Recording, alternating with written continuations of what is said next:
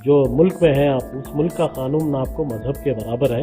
आप यहाँ से, उनका वास्ता लेकर कहता हूँ, आप यहाँ से जाइए बोलकर इतना ही मैंने कहा था। अरुण, संपत राज, ये लोगों का इसका साजिश है बोल के उन्हें बोले। इन्वेस्टिगेशन चलेगा और यूएपीए अगर लागू होने का है तो उनके ऊपर लागू होगा। इसके लिए सिर्फ social democratic party of India का जो कारकुन है, जो पॉलिटिकल लीडर्स है, इनको टारगेट करके पब्लिक में हमारा नाम खराब करना है, हमारा इमेज को टार्निश करना है। इसके लिए ये लोग कर है सो। और अरुण और संपत राज के ऊपर जो चार्जेस पहले लगाए थे, उसके बाद में कांग्रेस पार्टी और भारतीय जनता पार्टी और जनता दल पार्टी, कर्नाटक में जो पार्टीज है, ये लोग उनका सपोर्ट कर रहे हैं।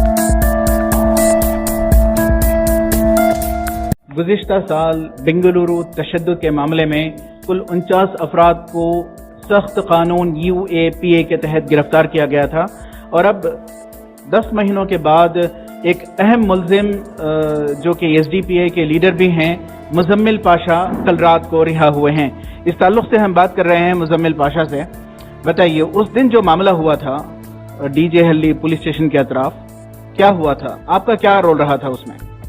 सर, जैसे आप सल्लल्लाहु अलैहि वसल्लम के बारे में एक गुस्ताख रसूल नवीन जो है एक फेसबुक में पोस्ट करता है और वो एक वाइल्ड फायर की तरह जैसे सोशल मीडिया में फैला। जब मैं 7 बजे के दौरान में ये मैसेज व्हाट्सएप में चेक किया तो इमीडिएटली वहाँ के DCP जो शरणप्पा सर हैं उनको KGL और DJ हल्ली के SHO अजय सारथी और केशव मूर्ति को फॉरवर्ड किया हूँ। करने के बाद मैं, मसूद, हमारे सगापुरम वार्ड प्रेसिडेंट आयास, तीनों मिलकर के DJ हल्ली स्टेशन को गए।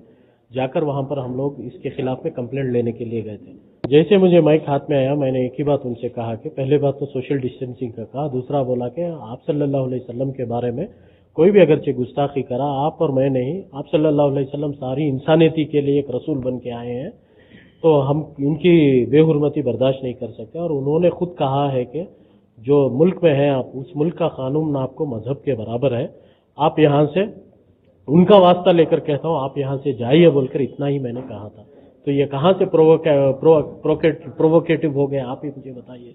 ये जो मैटर जो स्टार्ट हुआ, ये तशद्दुद का जो मामला है, वो नवीन ने जो पोस्ट किया था, वो पोस्ट की वजह से शुरू हुआ था। तो हम ना पूरे का पूरा भरोसा था।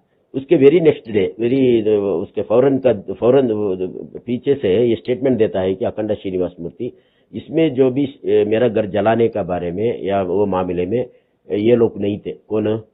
ये जो पार्टी का जो भी लोग थे उधर जो जमा हुए थे वो लोग नहीं थे। मेरा घर जलाने के बारे में ये आपने जो नाम बोला, अरुण, संपत राज, ये लोगों का इसका साजिश है बोल के उन्हें बोले थे।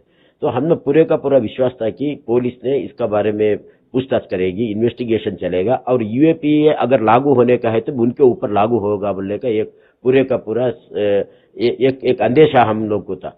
लेकिन जाते धीरे धीरे इन्वेस्टिगेशन होने के बाद में टोटली केस को सिर्फ एक political party, social democratic party of India का पीछे डायरेक्शन करने शुरू करे, इनको ऊपर टारगेट कर आज ये केस कर है। आज कांग्रेस पार्टी का जो एक बहुत बेस था कि मुसलमान वोट्स और दलित वोट्स, वो हल्के से उधर से हट रहा है, हटकर social democratic party of India के तरफ आ रहा है। तो ये लोगों को इनको तसल्ली नहीं है, इनको इसमें से थोड़ा मुश्किलात सामने करना पड़ रहा है। इसके लिए सिर्फ social democratic party of India का जो कारकुन है, जो पॉलिटिकल लीडर्स है, इनको टारगेट करके पब्लिक में हमारा नाम खराब करना है, हमारा इमेज को टार्निश करना है। इसके लिए ये लोग कर है सो। और अरुण और संपत राज के ऊपर जो चार्जेस पहले लगाए थे, उसके बाद में कांग्रेस पार्टी और भारतीय जनता पार्टी और जनता दल पार्टी, कर्नाटक में जो पार्टीज है, ये लोग उनका सपोर्ट कर रहे हैं। तो ये कुछ भी नहीं है, ये सिर्फ एक पॉलिटिकल गेम कर रहे हैं। रफीक जब्बार, ETV भारत, बेंगलोर।